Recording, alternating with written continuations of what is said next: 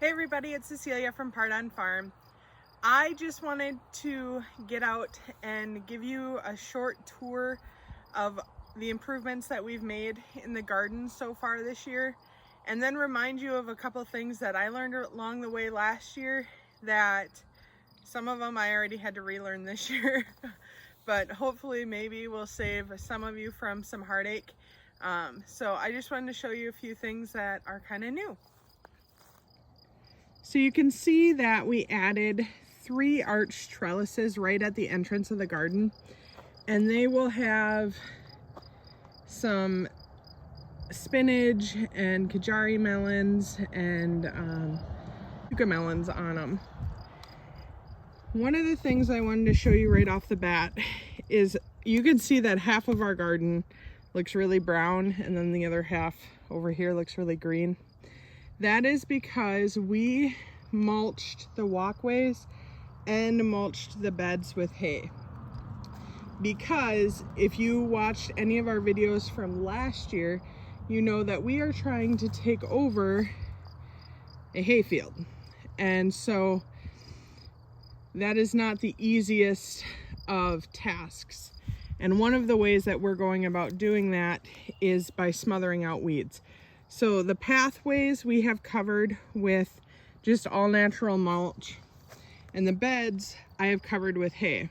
Now you can see this bed is actually planted with, if you can see that, this is a cabbage, a Brunswick, I think. It might be a Copenhagen actually. Cabbage plant. And one of the things that I did last year and now have done again this year, oh, the hose is right on top of that one, is I let my mulch be too close to my little seedlings. And what it does, you can see the little leaves wither up and die. And I'm not sure if it makes it rot or if it just gets too moist when the dew's on it. So I will probably, there's a couple of them, like this one still looks pretty good, but I will probably just replant these. I have enough cabbage plants in the house to just take out the ones that are really bad and start again. And you can see last year this bed was a lot of alfalfa. Now this year we're struggling with the grass. So we're gaining, I feel like, but still some alfalfa. Over here on the end, I have garlic planted. I planted it pretty late, so I don't actually know if it will accomplish anything, but I figured if I don't plant anything, I won't get anything. So we're gonna plant it, and if it doesn't produce anything, we might leave it over winter. This is our rhubarb, which is starting to look pretty good. 3 of my 4 plants came back, so I'm okay with that. They were all 4 new last year. In this row, the only thing that's planted is on the very edge. I planted some red Creole onion seedlings that I had started in the house. I've never been successful with that, so we'll see. This will be tomatoes on both sides, but obviously here in Wisconsin it is not warm enough. This whole row once again is onions. So I have some yellow onions, some white onions, and then on this end here that is not mulched, it is red Creole. So something that I learned from last year is the onions will pop up through the hay, doesn't bother them at all. But little seedlings like that cabbage seedling that you saw, or like these kales that I planted out, you can see my little holes, but they're dead. I killed them. So once again, a lesson I learned last year that I didn't learn or remember. So I have, this is sort of the sitting area of our garden, and I have 4 more cattle panel trellises that we made, and a free table and some free chairs that we got. So I'm pretty excited to have a decent place to sit. And you can see some of my winter sowing jugs are still out here. I just moved them out here. Then On this side, we are largely undeveloped, I think is the best term for that. Other than this bed right there on the end, that's our rhubarb bed. The rest of these are unplanted. This bed has a new trellis up, which will have peppers on both sides of it. Last year, I think it was sweet potatoes. This bed, we traditionally do the majority of our beds no-till. However, this bed I tilled, and then a couple other ones I did till. So half of this bed is tilled. My plan in this bed is I sowed some radishes today on the end. You can see the flags and the markers. And then on the other side, I'm going to grow pumpkins. My thought is that when the pumpkins get big and overbearing, my radishes will already be pulled. And then on the end here, I'm going to sow beets. But if you followed me last year, I had very little success with beets. I ended up with one beet and I sowed, I don't know, at least 1,000 seeds, I think, last year. So my beets are inside. I'm starting those inside this year. And they look good. So then I'll plant them out and see how that goes. This is our asparagus bed. Nothing really to see there. On this side, you'll remember that we had one trellis here. I added a second one. You can start to see, so I ordered my onion bulbs this year from a company that is very well known. And my experience wasn't what I expected. So my bulbs just came yesterday, which is really late, I feel like, for my grow zone. So I'm not sure that I will actually order from that company again, but if you see back there, there are some onions starting to poke up from bulbs that I had saved last year. So those are doing well. I did plant out the other onions. You can see that in this walkway here, I have hay, and that is because today I planted out under the row covers my cauliflower and broccoli, some of it. So you can see the seedlings in there. And what I did is I pulled the hay back. The beds I mulch and then I put hay on them just to keep the weeds down as best as I can until they get planted. Now, because I don't want to kill all of these seedlings like I did in the other beds, I just pulled the hay back. It's just in the walkway getting walked on. It's fine. It's not going to hurt anybody.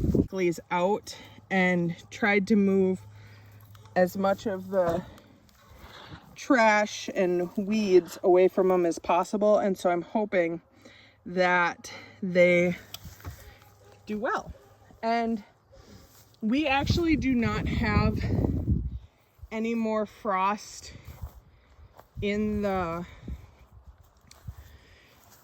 forecast, but I don't trust the weatherman for one. And the other thing is, last year we had a really hard time with things eating our broccoli, and we didn't even bother with cauliflower.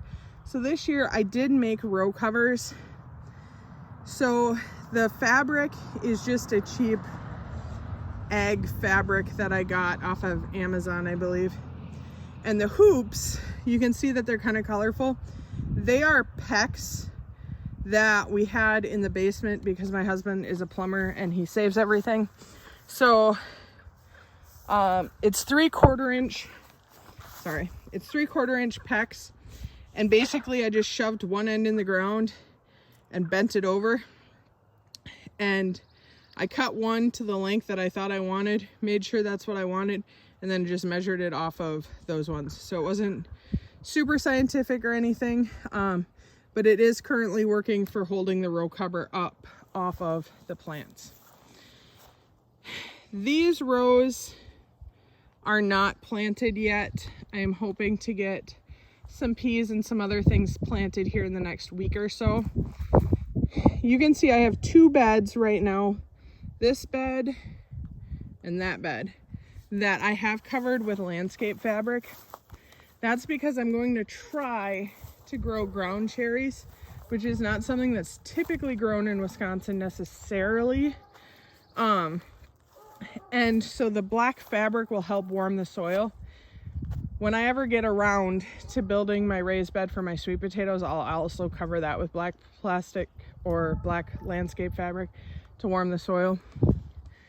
You can see we have some weeding to do, but the mulch is really helping with keeping the weeds down.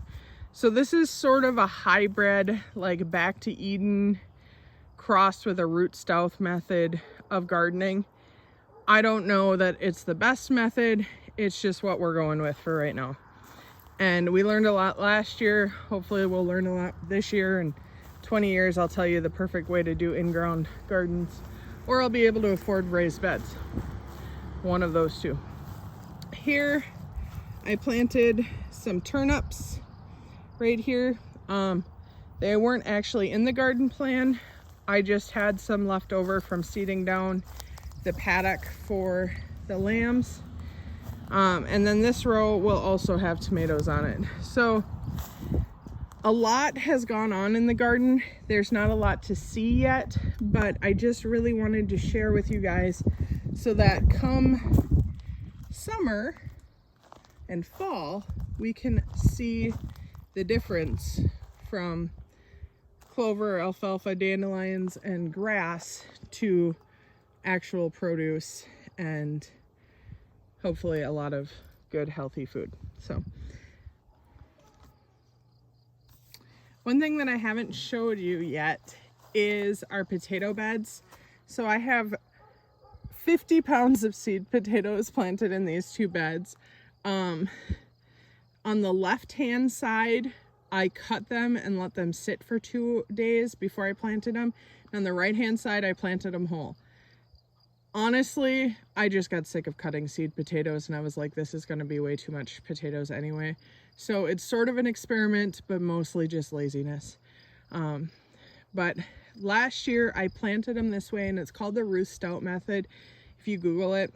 And it is awesome because you just pull back the hay and you keep mulching it with hay, but in the end you pull back the hay and you just pick up your potatoes instead of having to dig them out of the soil, which I really like, once again, because I like to do things the easy way. So if you learn anything from this video, it's not to not mulch, but to wait until your plants are big enough to mulch and give your plants enough space around them when you do mulch. It was a hard lesson for me last year. I killed a lot of plants, and now this year I've probably killed, I don't know, 10 cabbage plants and 6 kale plants, but sometimes the easy lessons are hard for me to remember. My husband always says I have to learn everything the hard way. So thanks for hanging out with me today. Keep growing.